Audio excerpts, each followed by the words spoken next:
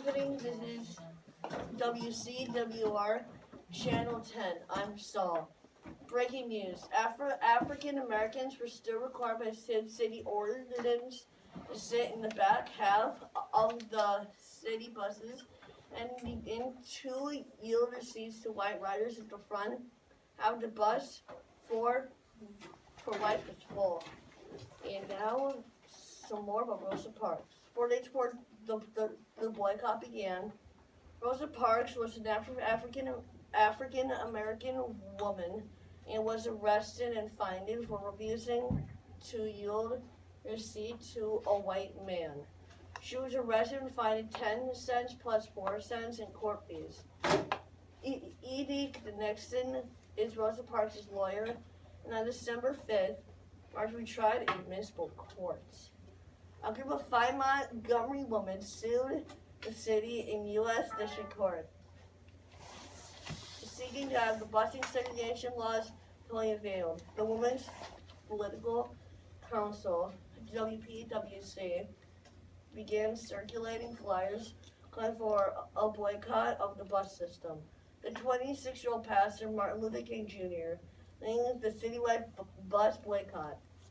And now, with more on the bus boycott. Montgomery bus boycott will no doubt affect the drivers because they will not get as much money as they got before. All blacks are going to walk everywhere because otherwise they would give out into the bus company's demands and give up their freedom. African American lives have been miserable, having to give up their seats every time a white man was standing or got on. They weren't even allowed to sit next to a white man. 4 black people had to move for just one white man. The bus boycott lasted 1 year and 15 days. In that 1 year and 15 days, all black people that lived in Montgomery did not ride the bus at all. The Montgomery African American community were that they had to get up earlier or even lost their jobs. They had to walk everywhere, so they saved some money from walking. Now let's go to Corey for the end of the segment. The U.S. Supreme Court upheld the lower court's decision on December 20th, 1956. Montgomery buses were integrated on December 21st, 1956, and the bus boycott ended. It had lasted 381 days.